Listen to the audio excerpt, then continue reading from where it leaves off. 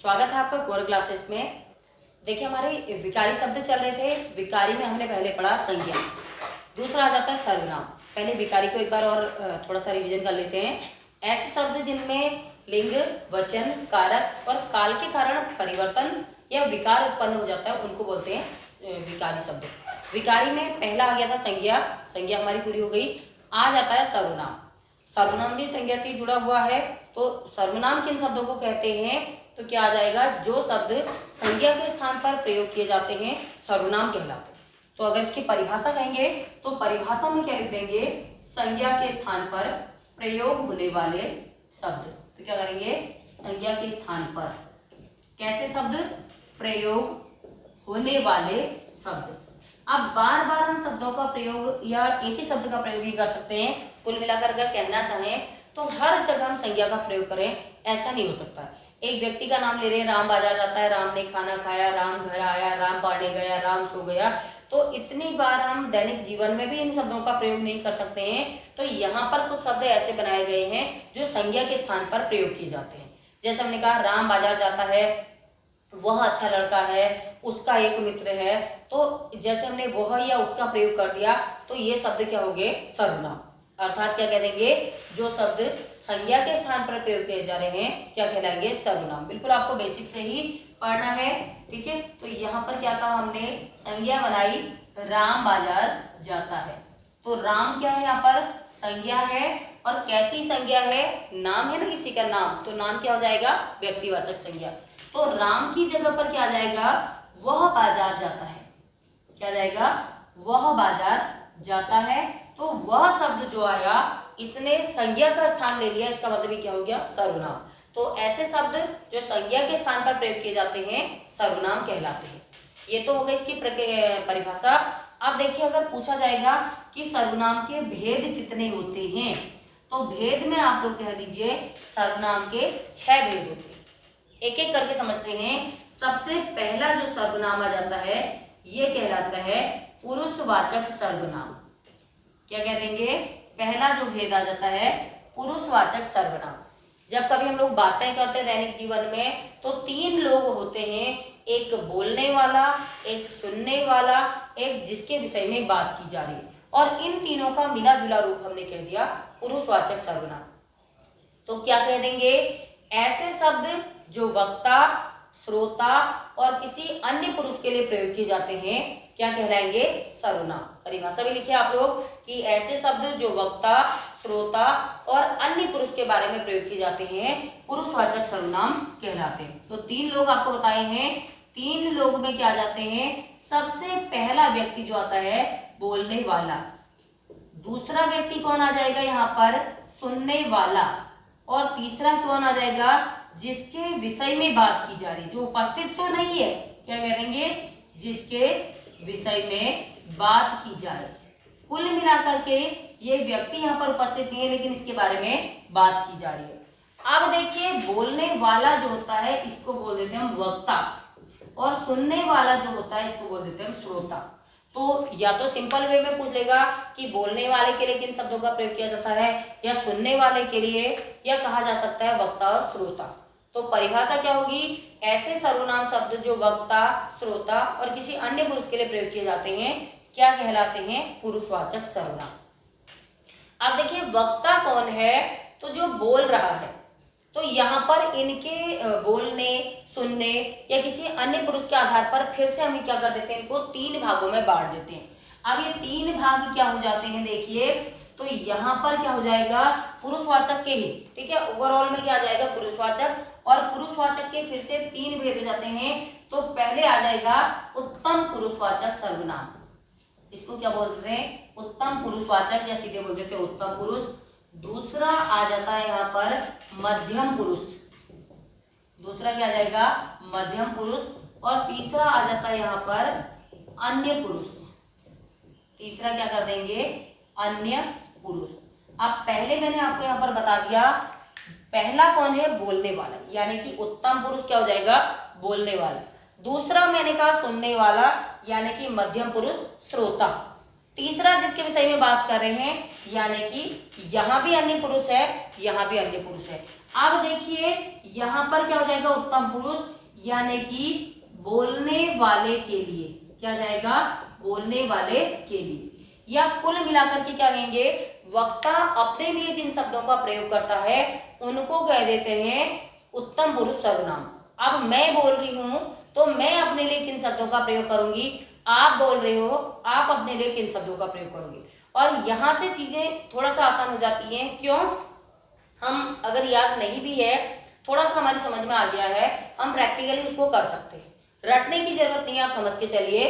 अब मैं बोल रही हूँ, मैं कहूंगी मैं, मेरा, मुझको, हम, हमारा, हमको, यही शब्द मैं अपने लिए प्रयोग करूंगी। इसके अलावा तो अन्य शब्द मैं अपने लिए प्रयोग करूंगी नहीं। अब मैं बोलने वाली हूं तो मतलब मैं वक्ता हूं, तो कुल मिलाकर के क्या कहेंगे, वक्ता अपने लिए जिन शब्दों का प्रयोग करता है उसे कह देते हैं उत्तम पुरुष। अब उत्तम पुरुष में क्या क्या आ जाएंगे, तो मैं, मेरा, मुझे, या क्या कह दूंगी, मुझको, हम, हमारा, हमको, हमें, ये सारे शब्द जो मैं बोलने वाला यानी कि मैं अपने लिए प्रयोग करी। अब दूसरा क्या था, मध्यम पुरुष। मध्यम में मैंने क्या कहा, श्रोता, तो यहां पर क्या कर देंगे, श्रोता या सुनने वाला अपने लिए जिन शब्दों का प्रयोग करता है, या क्या कह देंगे, वक्ता श्रोता के लिए जिन शब्दों का प्रयोग करता है। ठीक है, अगर वो अपने लिए करेगा तो वही वाले हो जाएंगे उत्तम पुरुष। तो डेफिनेशन थोड़ा सा यहाँ पर बदलेगी, वक्ता श्रोता के लिए करेगा तो बोलने वाला ही, क्योंकि एक व्यक्ति बोल रहा है। वक्ता श्रोता के लिए जिन शब्दों का प्रयोग करता है, यहां पर क्या लिखेंगे, वक्ता श्रोता के लिए जिन शब्दों का प्रयोग करता है, वक्ता श्रोता के लिए जिन शब्दों का प्रयोग करता है उनको क्या कह देते हैं, मध्यम पुरुष सर्वनाम। अब वक्ता क्या कहेगा, आप, आपका, आपको, आपसे, तुम, तुम्हारा, तेरा, तुझे, तू, जो भी सुनने वाले के लिए शब्द प्रयोग हुए। तो सुनने वाले के लिए क्या क्या शब्द प्रयोग हो जाएंगे, इनको देखिए क्या क्या आ जाएंगे सुनने के लिए। तो सबसे पहले क्या जाएगा, आप या आपका, आपको, फिर लिख लीजिए तुम, तुम्हारा, तेरा, तुझे और तू। ये वक्ता ने श्रोता के लिए प्रयोग किए। और लास्ट में आ जाता है अन्य पुरुष, यानी कि जो व्यक्ति वहां पर उपस्थित नहीं है, किसी तीसरे व्यक्ति के लिए जो शब्द प्रयोग किए जाते हैं या किसी अन्य व्यक्ति के लिए जो शब्द प्रयोग किए जाते हैं वो कहलाते हैं अन्य पुरुष सर्वनाम। अब वह है ही नहीं तो क्या कहेंगे, वह, वे, उसका, उसकी, क्या क्या आ जाएगा, वह, वे, उसका, उसकी, ये क्या आ जाएंगे, अन्य पुरुष। तो कुल मिलाकर के पुरुषवाचक सर्वनाम क्या है, ऐसे सर्वनाम शब्द जो किसके लिए प्रयोग किए जाते हैं, बोलने वाले, सुनने वाले और किसी अन्य पुरुष के लिए प्रयोग किए जाते हैं, उनको क्या बोल देते हैं हम, पुरुषवाचक सर्वनाम। डिवाइड हो जाएंगे, उत्तम पुरुष, मध्यम पुरुष, अन्य पुरुष। बोलने वाला उत्तम हो गया, सुनने वाला मध्यम हो गया, थर्ड पर्सन जिसके बारे में बात कर रहे हैं अन्य पुरुष। अब आ जाता है इसका दूसरा भेद सर्वनाम का। तो दूसरा भेद आ जाता है निश्चयवाचक सर्वनाम, क्योंकि 6 भेद आपको बता रखे हैं। तो दूसरा भेद क्या कर देंगे, यहाँ पे लिख देंगे निश्चयवाचक सर्वनाम। अब निश्चयवाचक सर्वनाम क्या होता है, परिभाषा मैंने आपको वही बताई थी कि ऐसे शब्द जो संज्ञा के स्थान पर प्रयोग किए जाते हैं सर्वनाम कहलाते हैं। अब निश्चयवाचक सर्वनाम यानी कि ऐसे शब्द जो किसी निश्चित व्यक्ति, निश्चित वस्तु, निश्चित स्थान का बोध कराते हैं। प्रयोग तो संज्ञा के स्थान पर ही कर रहे हैं, तो किस किस के बारे में बताएंगे, ये बताएंगे हमें निश्चित व्यक्ति, या क्या हो जाएगा, निश्चित वस्तु, या क्या कह देंगे, निश्चित स्थान। तो किसके बारे में बता रहे हैं, ऐसे सर्वनाम शब्द जो किसी निश्चित व्यक्ति, निश्चित वस्तु, निश्चित स्थान का बोध करा रहे हैं, उन्हें बोल देते हैं निश्चयवाचक सर्वनाम। अब पक्की बात है, मैंने कहा यह मेरा पेन है, ठीक है, तो यहाँ पर 4 शब्द आ जाते हैं, पहले ध्यान दीजिए, यह, वह, ये, वे, बस ये 4 शब्द निश्चयवाचक सर्वनाम में आ जाएंगे। अब यहाँ पर मैंने लिखा यह मेरा पेन है, तो यह क्या हो गया, निश्चयवाचक सर्वनाम। या क्या कह देंगे, वे मेरे मित्र हैं, अगला क्या लिख दूंगी, वे मेरे मित्र हैं। अब इसमें आपको एक बात ध्यान देनी है कि मैंने कहा यह मेरा पेन है, जब यह मेरा पेन है तभी मैं कहूंगी यह मेरा पेन है, किसी और के पेन को उठा करके मैं नहीं कह सकती हूँ कि मेरा पेन है। वे मेरे मित्र हैं तो तभी कहूंगी जब वे मेरे मित्र हैं। और दूसरा, यह मेरा पेन है, इसके लिए मुझे आपको दिखाना पड़ेगा, इसकी ओर इशारा करना पड़ेगा, संकेत देना पड़ेगा।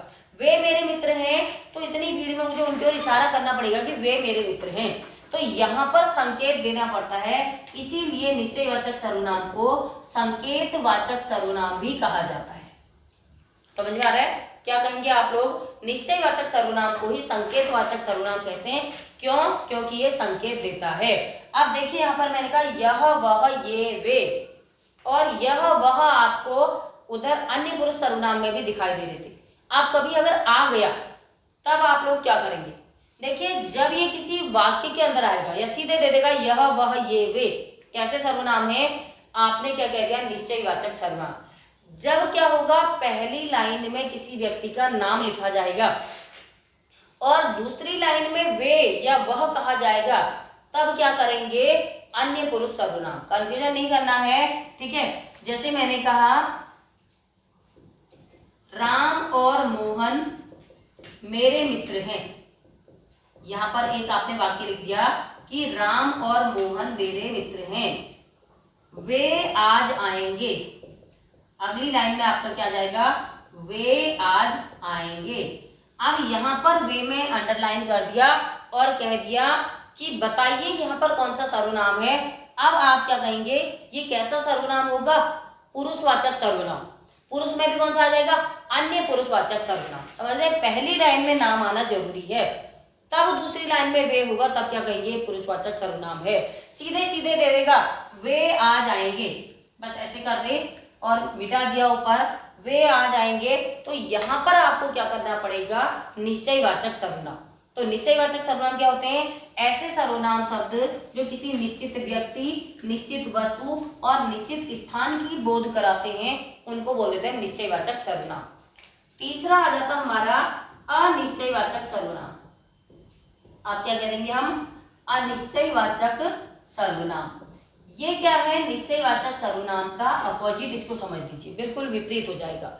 ऐसे सर्वनाम शब्द जो किसी निश्चित व्यक्ति, निश्चित वस्तु, निश्चित स्थान का बोध नहीं कराते हैं, बता ही नहीं है किसके बारे में बात कर रहे हैं। तो इसमें क्या क्या आ जाता है, इसमें आ जाएगा कोई, कुछ, कहीं, किसी ने। तो ऐसे शब्द जो आपको दिखाई देंगे ये क्या हो जाएंगे, अनिश्चयवाचक सर्वनाम। जैसे हमने कहा कोई दरवाजे पर खड़ा है, एक वाक्य आपको दिया गया, कोई दरवाजे पर खड़ा है, आपको पता ही नहीं है कौन खड़ा है, ठीक है।